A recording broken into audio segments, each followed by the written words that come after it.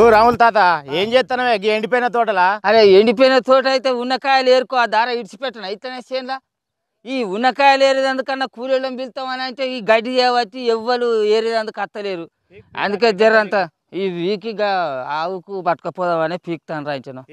నువ్వు వచ్చిన సంగతి ఏంది ఎడిపోతాను? మరి నీళ్ళు కట్టినావు తోటకు? నీళ్ళు కట్టనే పోతానా మరి పోరు ఆదిరా నీళ్ళు కట్టేవో ఈడికొచ్చి ఇత్తులు కచ్చకాయలని నన్ను గోరిస్తాను. ఏమి విత్తనం పెట్టినా వాళ్ళ ఒక్క కాయ లేదు. ఏం చేయాలరా? మంది మాటలు పట్టుకొని మారువానం పోతే మళ్ళీ వచ్చేటాలకి ఇల్లు కాలినట్టు అయిపోయింది. వాడు షాపోని కాడికి పోయి అరే మంచి ఇత్తులు ఇరా ఈ మిరిపిత్తులు అని అంటే మంది అందరు పట్టుకపోతాళ్ళు, మస్తు మంది పట్టుకపోతాళ్ళని ఈ ఇత్తనాన్ని ఇచ్చిండు. ఈ ఇత్తనం పేరేందో కూడా నాకు ఇంతవరకు యాదికే లేదు. ఏం చేయాలో అట్లా అయిపోయింది.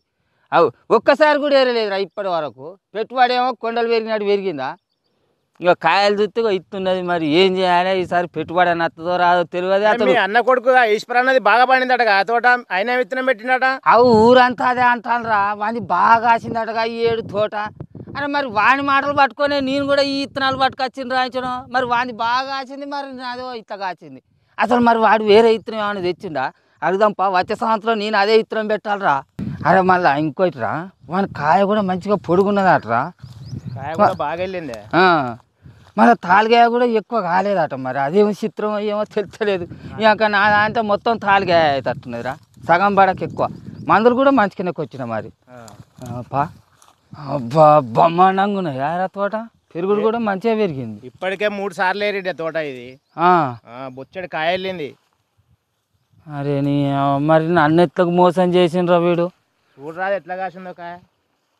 మరి నాది నకిలీ ఇత్తనం గిత్తనా ఏంది? ఈ ఇత్తనం ఏమి ఇత్తనం ఇత్తనం తెలుసుకుంటే. అరే వాడు చెప్పిందే నేను తెచ్చిన రాయించడం.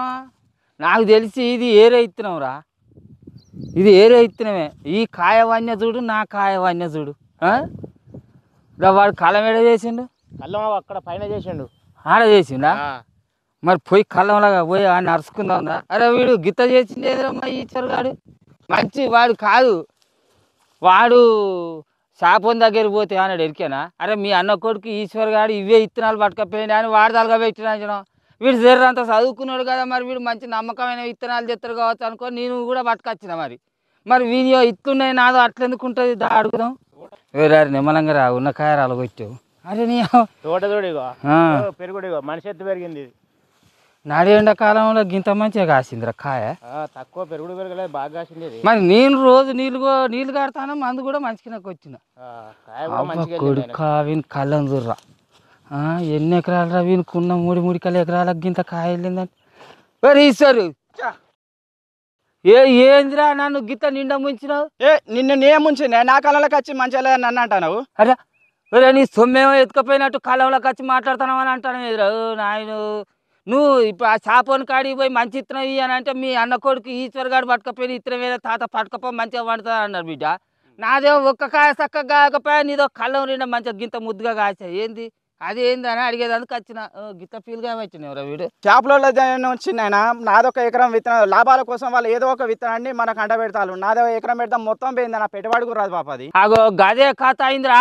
చెట్టు పేరు చెప్పి కాయలు అమ్మినట్టు ఊళ్ళో నీ పేరు చెప్పి ఆ షాపోడు ఊళ్ళో అందరికి అవే ఇత్తనాలు అమ్మిన రాయించడం. మరి ఇదేమి ఇత్తనం రా? మరి ఇదో మంచి బ్రహ్మాండంగా ఉన్నది కాయ, పొడుగు కూడా చూడు ఎంత ముద్దుగా ఉన్నదో. అరే మరి మేమెందుకు ఇట్లా బోధల పడ్డాం రా? నువ్వు మంచిగా గడ్డ మీదకి వచ్చినావు, ఇది నువ్వు మార్చడే మంచిగా. ఇదేమి ఇత్తనం మరి? ఇది ఏంది కథ? చిచ్చా రవి హైబ్రిడ్ సీడ్ వాళ్ళది వసుంధర 55 అని విత్తనం వేసిందే. ఓ కొడుకా, మేము మంది మాటలు పట్టుకొని ఆగమైనాం కారా. మరి మాకి ఇత్తనం అని చెప్పవారా? నువ్వేదో అలక తక్కువ ఎక్కడో పట్టుకొచ్చినవాటగా. మరి అలక తక్కువ ఎకరం భయ నేను కూడా మునిగింది మీతో పాటు. ఆగం అయిపోయింది. నాకు ఈ వసుంధర 55 అని మన సార్ చెప్పిండు, శ్రీనివాస్ సార్ చెప్తే తెచ్చిపెట్టి ఒక సంవత్సరం పెట్టానంటే. తాలుగా ఏమన్నా వెళ్ళిందా? అంత పడితే 20 కిలోలు వెళ్ళింది. ఇప్పుడు ఇది రవి సీడ్ వల్ల వసుంధర 557 ఎకరం పెట్టినావు. ఇది ఎంత పండింది? నేను పెట్టిన అలక తక్కువ ఇత్తనం ఎంత? ఈ ఎకరంలో 30 క్వింటాలు వెళ్ళింది. ఇంకా పోలే మార్కెట్ పోలే కానీ మినిమం ఒక 60 బస్తాలు అవుతాయి. ఓకే. అదే నార్మల్ విత్తనంలో ఒక 15 నుంచి 20 బస్తాలు అవుతాయి ఆ ఎకరంలో. అంటే అది 5-6 క్వింటాలు కట్టమే అంతే. 10 క్వింటాలు వస్తుందేమో అది. దాంట్లో సగం తాలుగా అయింది రాయించడం. అవునవును. ఇది 30 క్వింటాలు వెళ్తుందా? ఈజీగా అవుతుంది. 30 క్వింటాలు అవుతుంది. మరి 60-65 బస్తాలు 70 బస్తాల అవుతుందా? కానీ ఇది మంచిగా ఉన్నది. అంటే రవి సీడ్ వల్ల వసుంధర 557 30 క్వింటాలు వెళ్ళింది. మన ఊళ్ళో షాపోడి ఇచ్చింది నార్మల్గా 10 క్వింటాలకు లోపే. బా ఆ కంపెనీ అయితే పెట్టద్దురా ఇక. అవును. వాడి దుకాణపోడు వాడి లాభం కోసం తీసుకపోర్రి అని ఎదురైన కాళ్ళ నూకుతాండు అవే ఇత్తనాలను. మరి ఇది ఈ వచ్చే సంవత్సరం ఇక ఇది నేనే పెడతా. వసుంధర డబల్ పైస్ అని ఎవరైనా వాడుకోవచ్చా? బాగుంటుంది ఇది సైజు కానీ. ఏంది రవి సీడ్ వాళ్ళ వసుంధర 557 మంచిగా ఉన్నది, పెట్టాలైతే ఇది. ఇదే నయ్యం రా. అరే మరి గింత పక్కనివి నాకు ఇత్తనాలు చెప్పవరా? నీ ఇత్తనం సలగుండా ఏందా తరబడి ఏడు కనీసం ధర చక్కగా లేకున్నా దిగుబడి ఎత్తానని ఇంత ఫలితం ఉంటుంది. నీకు దిగుబడి వచ్చింది కాబట్టి ఈ దిగుబడిలో నీకు కలిసేస్తుంది. ధర లేదా మరి అలక తక్కువ ధరలే కాబట్టి ఎంత వన్యల కాయ కాసిన ధర ఏమున్నది ఏడు 12-13 ఏం లేదు దండగా. మళ్ళీ ఇంకోటి ఏంటంటే ధర లేనందుకు దిగుబడి వచ్చే ఇత్తనం పెట్టుకోవాలి రకం. అట్లా అయితేనే ఇంతంత ఈలం ఫలం. ఇప్పుడు చూడు నీకు ఇంతంత మొక్క తెలివి ఉన్నది, ఇంతంత కాసింది కాబట్టి ఇది కట్టుకుంటే గట్లనే కాబట్టి మన రైతుల బతుకులు ఎట్లున్నాయి.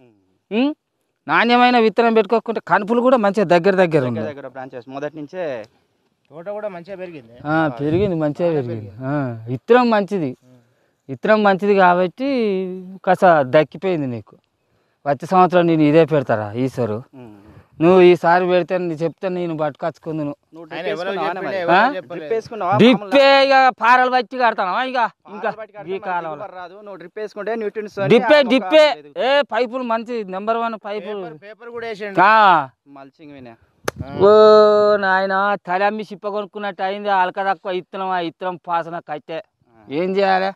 గిసండి పెట్టిరా. ఇప్పుడు కాయ పొడుగున్నది, తాలుగాయ గాలే, చెట్టు అన్ని రకాల రోగాలను కొద్దిగా తట్టుకుంటుంది. మనం వచ్చే మందులలో కూడా ఉంటుంది. నీకు తాలుగాయ గాలే, కాయ ఆయమన్న కాయ ఉండే, రంగు ఉండే, ధర లేకుండా దిగుబడి మంచిగా వచ్చే. ఇక మరి గిసంటి ఇత్తనం పెట్టుకుంటే ఇంత బయట పడతాడు మన రైతు అనేటోడు. ఇక దుకాణ పోటీ చెప్పి 20,000 అమ్ముతేనే ఇతలా పడతాయి. 12,000 13,000 ఎంత మనకు పెట్టుబడి కూడా రాదు. అయితే అట్లా రాకున్నా అట్లా ధర లేకున్నా దిగుబడి అని ఉండాలి కదా. ఇప్పుడు 10 క్వింటాలు వెళ్ళేటోని కాడ 20 క్వింటాలు వెళ్ళినా ఆ 10,000 ధర ఉన్నా కూడా కాస్త ఇంతో కొంత బయట పడతాడు.